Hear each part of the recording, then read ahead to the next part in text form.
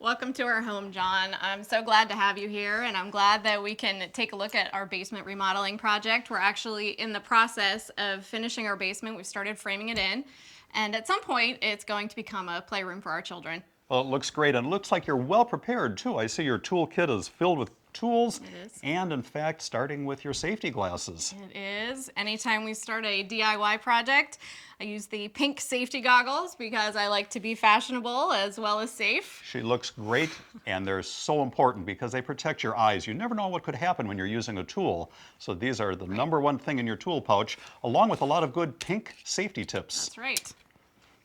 So which of the tools do you use the most?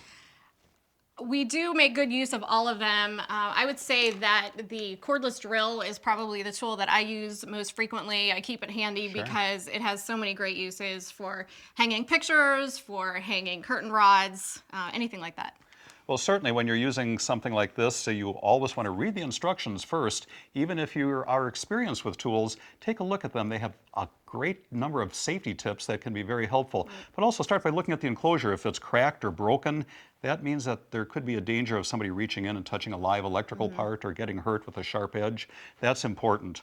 The other thing to remember, Kimba, is if you're using a bigger tool like this, always put both hands on the tool. Notice there's a place for both of your hands on this tool, and that is the place where they should be. You can always clamp the work down with a good clamp to make sure that it's in place, and then use the tool, but both of your hands on the tool. That saves a lot of fingers. Also, many of these tools have safety guards of this type.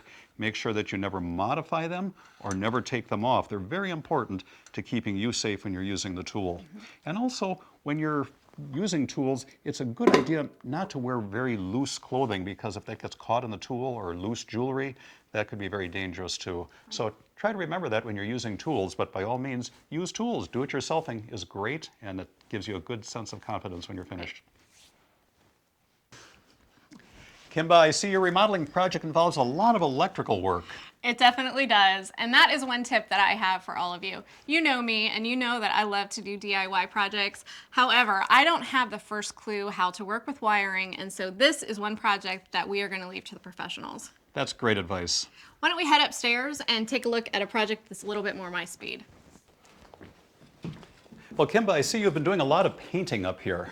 I definitely have. In the last couple of weeks, I've painted the family room and the kitchen and the dining nook and a couple of our bathrooms. So with all that painting, I know you've got a lot of good safety tips. I do. Whenever I paint inside, I always try and work with a window open for lots of ventilation, or at least I'll have a fan blowing. And as my readers know, I love to spray paint, and I do it frequently. And so when I do that, I try and work outside whenever possible. Good idea. If the weather doesn't cooperate and I'm working inside, then I'll do it in the basement, but again, with plenty of ventilation. And of course, there's always the option of using a respirator too when you're spray painting. Right.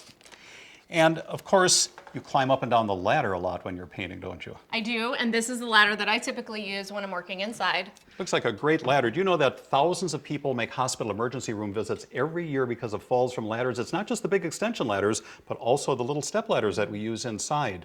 And the best advice we can give you is one step at a time, two hands at a time. And that's exactly the way you should climb a ladder. Someone can hand you your tools if you need them, or put them up there before you climb the ladder. The other thing to remember is when you're up on that ladder, it's best to come down and move it rather than trying to overextend your reach. You can reach pretty easily there, but if you reach too far this way, what's going to happen? You're unstable and you have a chance of falling. Right. So that's great. And Kimba, thank you for inviting us in to show us some of your projects. Well, John, it's been great having you here. Why don't we head outside for a glass of iced tea? That would be great.